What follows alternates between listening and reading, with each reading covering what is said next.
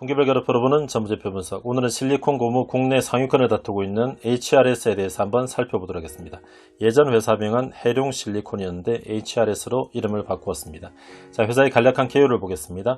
HRS는 1980년 6월에 특수기능성 실리콘 고무와 실리콘 고무 성형 제품의 제조 판매를 목적으로 설립이 되었고 2000년 5월에 코스닥 시장에 상장이 되었습니다. 자, 최대주를 한번 살펴보면 최대주주는 강성자 회장과 특수관계인이 45.04%의 지분을 안정적으로 소유를 하고 있습니다. 자, 연결대상 총수계사를 보시면 중국의 한 회사가 있고 중국 수저우에 실리콘 고무 가공 제품 제조를 위한 자회사를 두고 있습니다. 자, 그럼 회사의 제품을 한번 살펴보겠습니다.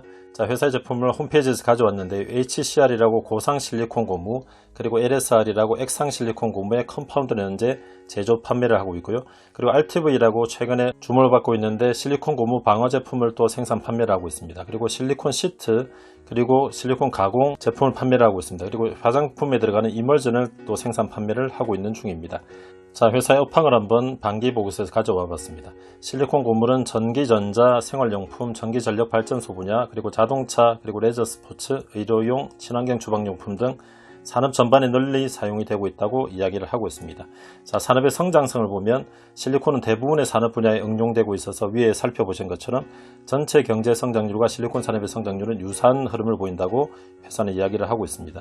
특히 의료 산업, 전기전자 산업, 그리고 전기자동차 분야는 더 높은 성장을 이어가고 있다고 이야기를 하고 있고요. 실제로 HRS는 현대차와 기아차의 전기자동차 분야에 납품을 진행하고 있습니다. 자, 국내의 시장 여건을 보시면 HCR, 즉 고상 실리콘 고무 쪽은 내수시장은 국내 기업이 약 60% 수준의 시장 점유율을 가지고 있고 LSR, 즉 액상 실리콘 고무도 내수시장이 역시 국내 기업이 60% 이상 시장의 점유율을 가지고 있습니다.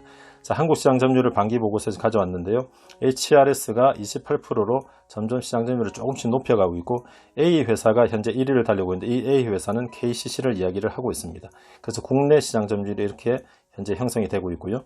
자, 그러면 분야별 매출을 한번 살펴보도록 하겠습니다. 자, 제품과 상품으로 나눌 수가 있고 제품 부분에 실리콘 고무 컴파운드 제품이 79.1%로 가장 큰 회사의 비중을 차지하고 있고 그리고 실리콘 고무 가공 제품이 10%, 그리고 실리콘 고무 방화 제품이 4.4%의 현재 비중을 가지고 있습니다. 그리고 상품 부분이 6.5%입니다. 자, 수출과 내수의 비중을 한번 살펴보면 수출이 올 반기에 26.3%, 그리고 내수가 73.7%로 현재 내수가 월등하게 많은 비중을 차지하고 있습니다.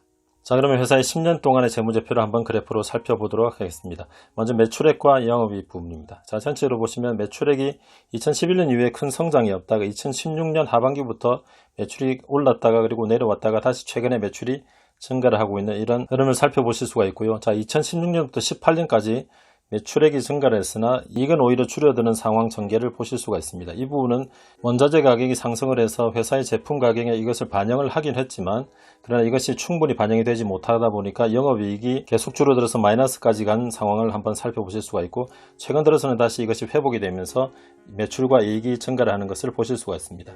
자, 이것을 YOY로 전년 동기 대비 증감률 한번 살펴보면 말씀드렸듯이 약간의 매출액의 사이클이 있습니다. 그래서 줄어들었다가 전년 동기 대비 늘었다가 하는 것을 보이고 있고 최근 들어서는 매출이 전년 동기 대비 많이 증가를 하고 있는 것을 살펴보실 수가 있습니다. 물론 코로나 상황에 따른 기저효과로 볼 수도 있지만 회사는 현재 고부가가치 제품을 판매를 많이 하면서 이것이 늘어나고 있다고 이야기를 하고 있고요.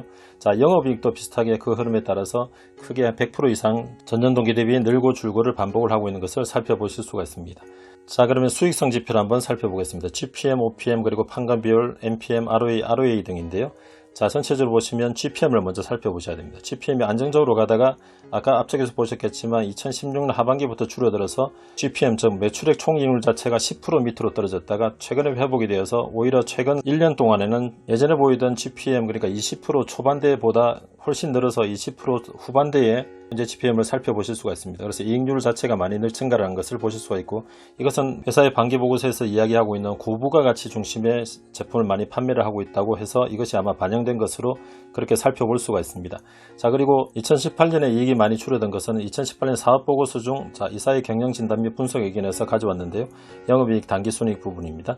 원자재 공급 부족 현상으로 원자재 가격이 지속적으로 상승하여서 판매 가격 인상을 진행하였으나 그것이 그만큼 따라가지 못했기 때문에 이익률이 줄어든 늘었다고 회사는 이야기를 하고 있고, 자, 그리고 순이익 부분에서 산업단지 사업시행권과 관련된 2심 소송 패소로 131억의 손상 처리를 하면서 순이익이 크게 줄었습니다. 이렇게 해서 자본도 줄어들게 되는 상황이 발생을 했습니다.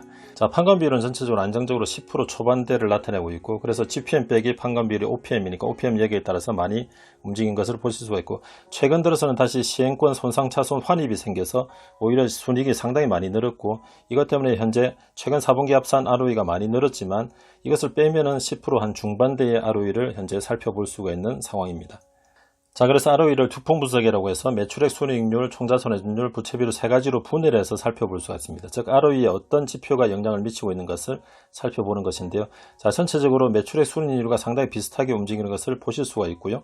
그리고 부채비율은 회사 안 좋았을 때 증가를 했다가 최근 들어서는 줄어든 것을 보실 수가 있고, 긍정적인 부분은 총자손해율이 꾸준히 증가를 하고 있다는 것을 보실 수가 있습니다. 즉 60% 정도에서 77%까지 현재 계속 증가를 해서 총자손해율이 좋아지고 있고, 거기에 따라서 ROE도 조금씩 더 좋아지고 있는 상황을 보실 수가 있고, 최근 들어서는 이익률 자체가 많이 좋아졌기 때문에 현재 아주 긍정적인 상황으로 전개가 되고 있는 것을 보실 수가 있습니다. 자산총계, 부채총계, 자본총계, 시가총액입니다. 자, 먼저 보셔야 될 게 자본총계를 먼저 보시면 꾸준히 증가를 하다가 아까 말씀드렸듯이 패소를 하면서 자본이 줄어들었다가 다시 최근에 증가를 하고 있는 상황을 보실 수가 있고, 그래서 전체적으로 10년 동안 자본이 증가한 속도를 보면 아주 좀 느린 것을 보실 수가 있습니다. 그리고 시가총액은 자본과 비슷하게 가는 것을 보실 수가 있고요. 이것이 자본보다 좀 저평가되어 있다가 그리고 심하게 과매도 되었다가 최근 들어서는 또 과매수가 진행되는 상황을 보실 수가 있고, 최근에 시가총액이 오른 것은 야당이 집권을 하게 되면 원전을 다시 재가동해서 원전 부분에 방화 제품이 많이 팔릴 것이라는 그런 테마로 주목을 받고 있고, 시가총액이 또 많이 오른 상황으로 전개가 되었습니다. 그리고 부채 같은 경우는 최근에 부채를 많이 갚으면서 부채가 많이 줄어든 것을 보실 수가 있습니다. 자, 밸류에이션 지표를 한번 살펴보겠습니다. PBR, PER 그리고 PFCR, 프리캐시플로우 대비 시가총액 수준을 나타내는 것인데요. 자, 전체적으로 보시면 PBR을 먼저 살펴보시면 PBR이 아까 앞쪽에서 보셨겠지만 1 미만으로 형성이 되다가 좀 과매도 되었다가 최근 들어서 또 시가총액이 많이 올라서 PBR이 1.3까지 올라와 있는 상황이고요. 자, PFCR은 이 회사 같은 경우는 캐펙스나 이런 것이 아니고 원자재 수급 상황에 따라서 PFCR이 좀 많이 왔다 갔다 하는 것을 현재 나타내고 있습니다. 그래서 현재 최근에 PFCR이 그렇게 크게 의미는 없는 상황이고요.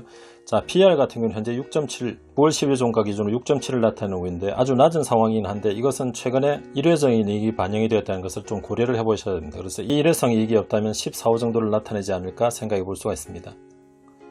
자, 매출 채권 회전수, 재고 자산 회전수입니다. 늘 말씀드리지만 회사가 매출이나 이익이 많이 늘어나더라도 매출 채권이나 재고 자산이 급등을 해서 나중에 채와 재고를 떨어버린다거나 그리고 손상차손을 일으키는 그런 상황이 발생을 할 수가 있는데, 현재 HRS는 매출 채권을 아주 꾸준히 떨어뜨리고 있는 것을 보실 수가 있어서 이 부분은 아주 관리가 잘 되고 있습니다. 그래서 매출이 과대 계상되는 부분이 없다고 좀 생각해 볼 수가 있고요. 자, 문제는 재고자산 회전율수입니다. 재고자산 회전율수가 2018년에 156일까지 갔다가 현재 떨어졌다가 다시 조금 최근 들어서 늘어나는 것을 보실 수가 있고, 이유는 앞에 나왔듯이 원자재의 수급이 불안정하기 때문에 원자재 가격이 계속 상승할 것 같은 상황에서는 회사가 원재료를 많이 구입을 해서 일단 재고자산을 많이 쌓고 그리고 그것을 소모하는 그런 상황으로 전개가 되고 있습니다. 최근 들어서도 반기보고서에 보면 원자재 수급이 좀 타이트해지고 있는 것을 말하고 있고, 그래서 회사가 원자재를 조금 많이 현재 구매를 하고 있는 상황으로 전개가 되고 있습니다. 그래서 이 부분이 많이 왔다 갔다 하는 것을 유념히 좀 살펴보실 필요가 있습니다.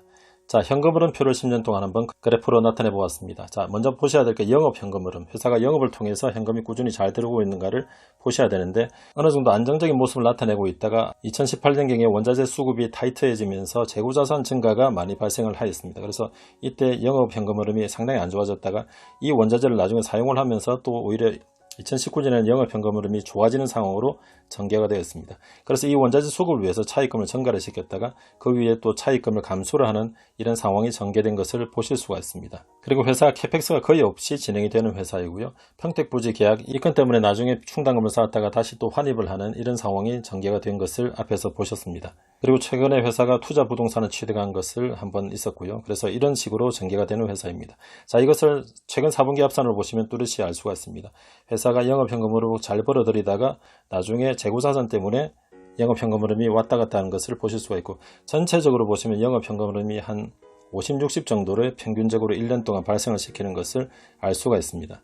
그리고 차익금이 한 번씩 발생을 했다가 또 최근에는 또 영업현금 흐름이 좋으면서 이것을 갚는 상황, 그리고 투자 부동산 한번 했었고, 그리고 최근에는 캐펙스가 거의 없다가 최근에 공장 부지 매입 계약을 한 것을 공시를 살펴볼 수가 있습니다. 그래서 이 이후에 아마 캐펙스가 진행이 될 것이라고 생각을 하셔야 돼서 이 부분에 있어서 회사의 자금이 어떻게 운용되는가를 또 한번 살펴볼 필요는 있습니다. 자, 9월 10일 종가 기준으로 회사의 시가총액이 1205억입니다.